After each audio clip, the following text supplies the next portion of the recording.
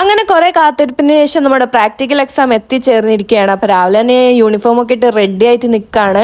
അപ്പോഴാണ് നമുക്ക് മഴ ഒരു പണി വന്നത്. ഫുള്ള് മഴ ഗൈസ്, എന്ത് മഴയാണെന്നറിയോ. രാവിലെ എങ്ങനെ കോളേജിൽ പോകുമെന്ന് ആലോചിച്ച് ഞാനിങ്ങനെ കുറേ നേരം ഇരുന്നു. പണ്ട് വെള്ളപ്പൊക്കം വന്ന് വീടിൻ്റെ ഫ്രണ്ട് ഫുൾ ഇങ്ങനെ നിറഞ്ഞതാണ്. ഇപ്പം എനിക്കിത് കാണുമ്പോൾ എനിക്ക് ഓർമ്മ വരുന്നത്.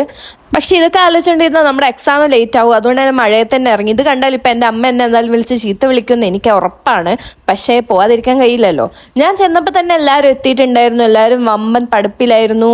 അപ്പോൾ പിന്നെ ഒട്ടും സമയം വൈകാതെ ഞാനും കുറച്ച് നേരം ഇന്ന് പഠിച്ചു. അത് കഴിഞ്ഞ് പ്രാക്ടിക്കൽസ് ഒക്കെ സ്റ്റാർട്ടായി. നമ്മൾ ഈ പാവാന്ന് പറയുന്നത് ബ്രസ്റ്റ് ഫീഡിങ് പൊസിഷൻസ് നമുക്ക് പഠിക്കാനുണ്ട്. അപ്പോൾ യൂസ് ചെയ്യുന്നതാണ്. അപ്പം നമ്മുടെ വൈവ കഴിഞ്ഞിരിക്കുന്നു. അതുകൊണ്ട് തന്നെ അടുത്തുള്ള ഒരു ഹോട്ടലിൽ പോയിട്ട് നമ്മൾ ബിരിയാണി എല്ലാം കഴിച്ചു. പക്ഷെ ഞാൻ കഴിച്ചില്ല, എനിക്ക് വലിയ വിശപ്പൊന്നും ഇല്ലായിരുന്നു. അത് കഴിഞ്ഞ് നമ്മൾ ക്ലാസ്സിൽ വന്നിട്ട് പിന്നെ കുറച്ച് നേരം ലൂഡോ കളിച്ചിട്ടിരുന്നു. ബാക്കി എല്ലാവരും ഭയങ്കര പഠിത്തമായിരുന്നു. കാരണം നമുക്ക് അടുത്തത് ഇനിയും നമുക്ക് സ്പോട്ടേഴ്സാണ്. നമുക്ക് കുറച്ച് ചിത്രങ്ങളൊക്കെ കാണിച്ചു തന്നിട്ട് അത് ഏതെന്ന് കണ്ടുപിടിക്കാനാണ്. പക്ഷെ ഞങ്ങൾക്കൊരു ടെൻഷനും ഇല്ലായിരുന്നു. അത് സ്പോട്ടേഴ്സിന് വെയിറ്റ് ആക്കുന്ന തന്നെയാണ് ഇപ്പോൾ കണ്ടുകൊണ്ടിരിക്കുന്നത്. ഓരോരുത്തരെ ആയിട്ടാണ് നമ്മൾ സ്പോട്ടേഴ്സിനെ വിളിച്ചുകൊണ്ടിരിക്കുന്നത്.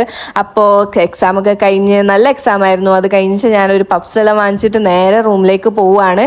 അപ്പോൾ നിങ്ങൾ ഒരു കാര്യം കൂടെ കാണിക്കാനുണ്ട്. രാവിലെ ആ തകർത്ത് പെയ്ത മഴയുള്ള റോഡാണ് നിങ്ങളിപ്പോൾ കണ്ടുകൊണ്ടിരിക്കുന്നത്. എന്താ അല്ലേ?